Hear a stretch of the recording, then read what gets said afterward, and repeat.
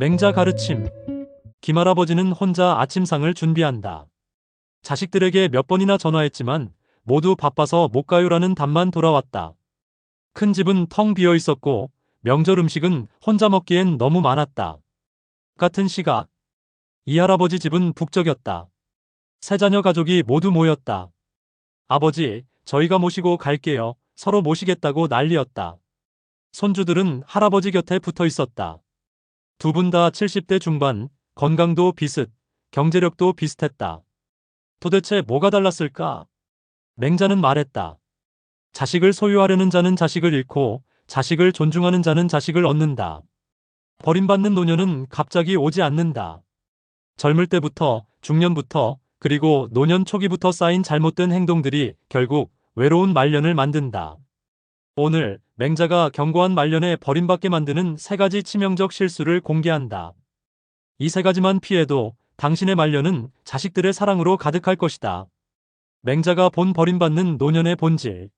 맹자는 제자들에게 이렇게 말했다. 부모가 자식에게 버림받는 것은 자식의 불효 때문이 아니라 부모의 실수 때문인 경우가 더 많다. 이 말은 논란이 있다. 자식이 부모를 버리는 게 어떻게 부모 탓인가? 하지만 현실을 보라. 똑같이 자식을 키웠는데 어떤 부모는 말년에 자식들이 모시려고 경쟁하고 어떤 부모는 요양원에 홀로 남겨진다. 차이는 무엇인가? 자식을 얼마나 사랑했느냐가 아니라 어떻게 대했느냐다. 맹자는 사랑의 방법이 틀리면 사랑도 독이 된다고 했다. 버림받는 패턴. 30년 요양원에서 일한 간호사의 증언이 있다. 그녀는 수천 명의 노인을 봤다. 버림받은 노인들의 공통점. 내가 너희를 위해 얼마나 희생했는데. 내 돈 생각해서라도 잘해야지. 우리 때는 이랬는데 요즘은. 이 세 가지 말을 자주 하는 부모들이 버림받았다. 반대로 사랑받는 노인들의 공통점. 너희 인생은 너희 것이야.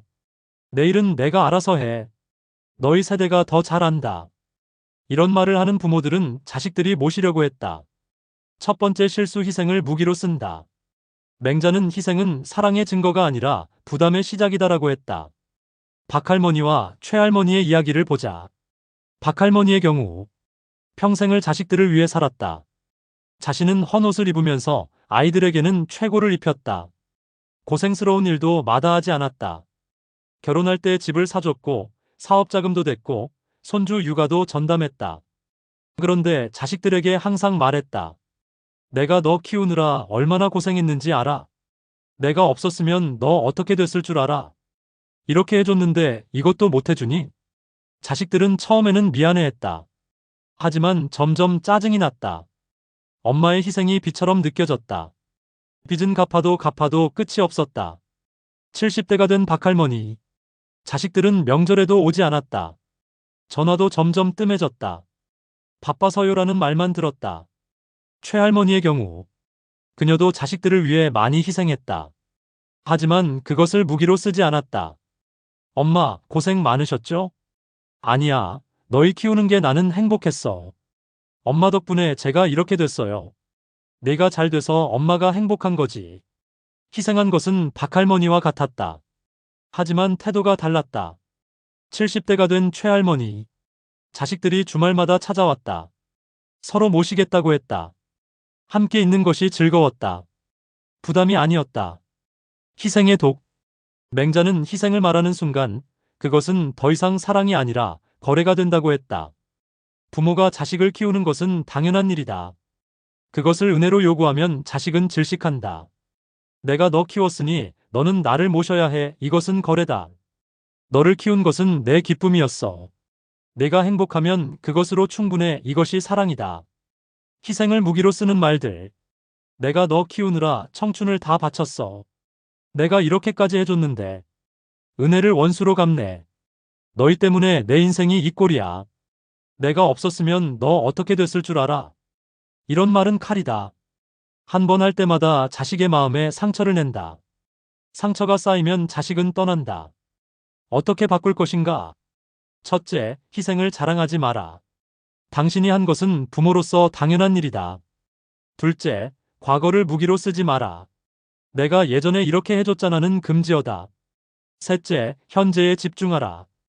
과거가 아니라 지금 관계가 중요하다. 넷째, 대가를 바라지 마라. 진정한 사랑은 조건이 없다. 다섯째, 감사하라.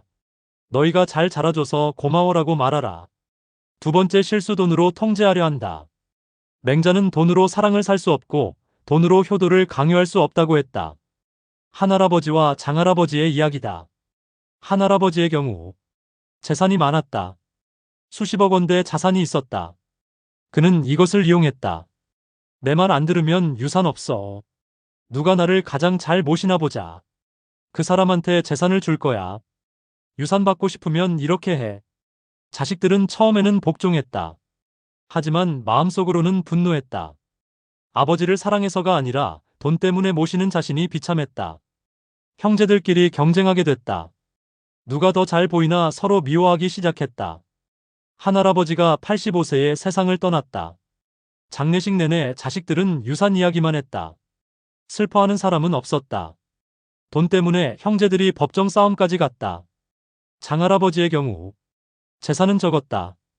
평범한 아파트 하나가 전부였다. 내 재산은 많지 않다. 공평하게 나눌 테니 걱정 마라. 돈보다 너희가 행복한 게 중요해. 내가 살아있을 때는 내 돈으로 내가 살겠다.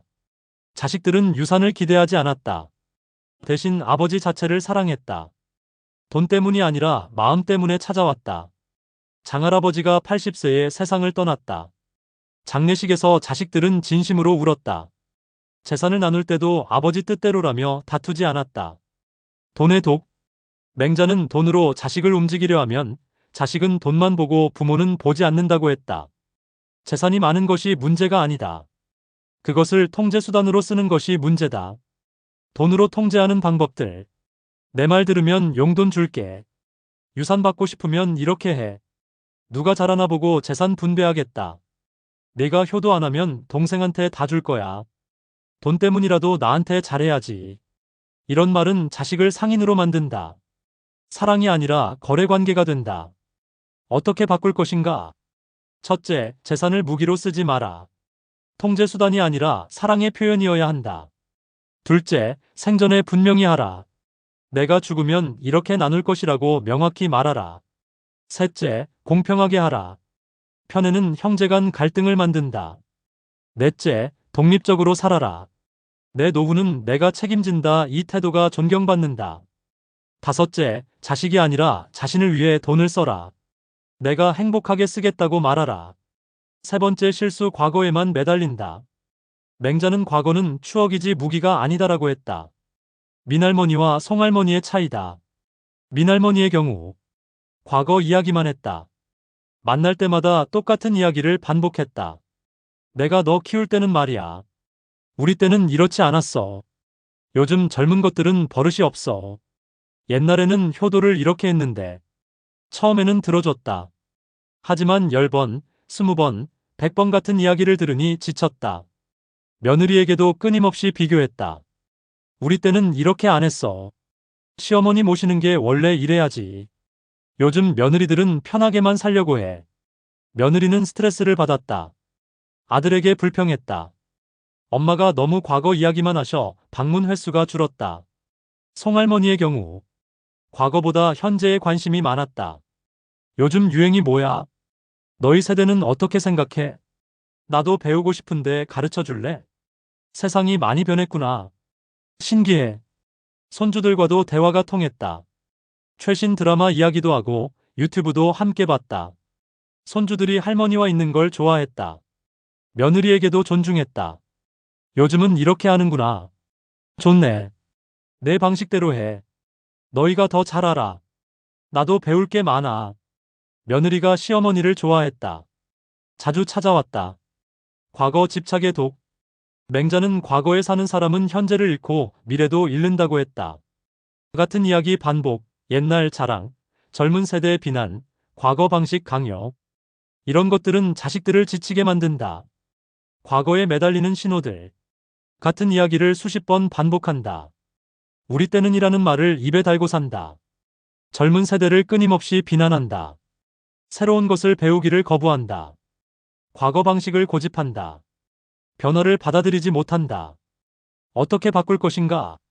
첫째, 새로운 것을 배워라. 스마트폰, 인터넷, 유행 등에 관심을 가져라. 둘째, 같은 이야기를 반복하지 마라.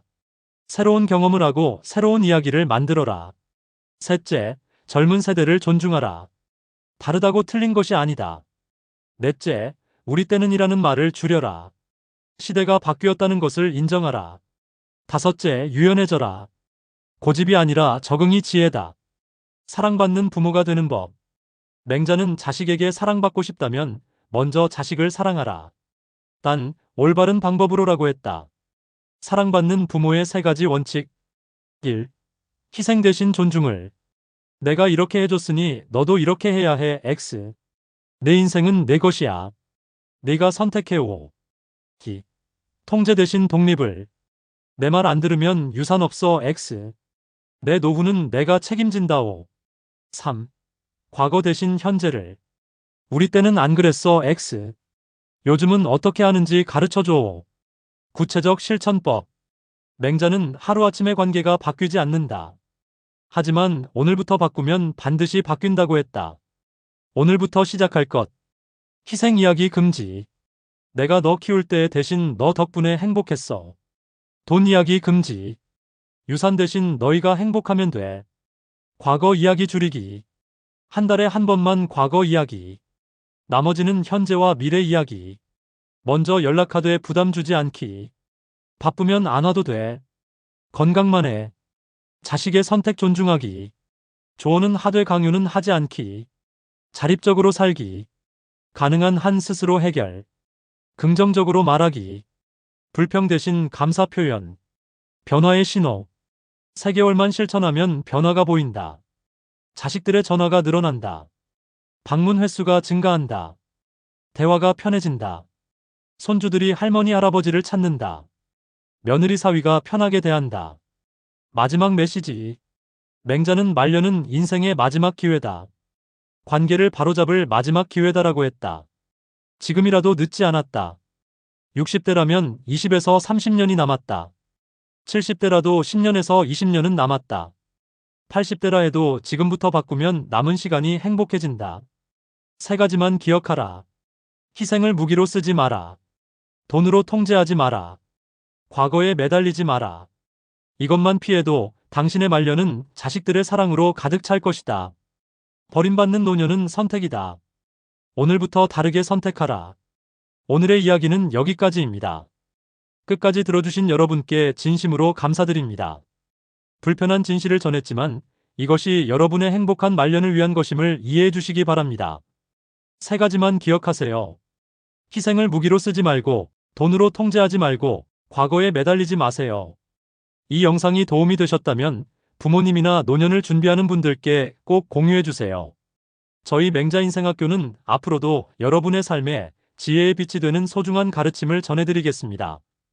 구독과 좋아요로 마음을 나눠주시길 바랍니다. 여러분 모두의 행복한 말년을 진심으로 응원합니다. 감사합니다.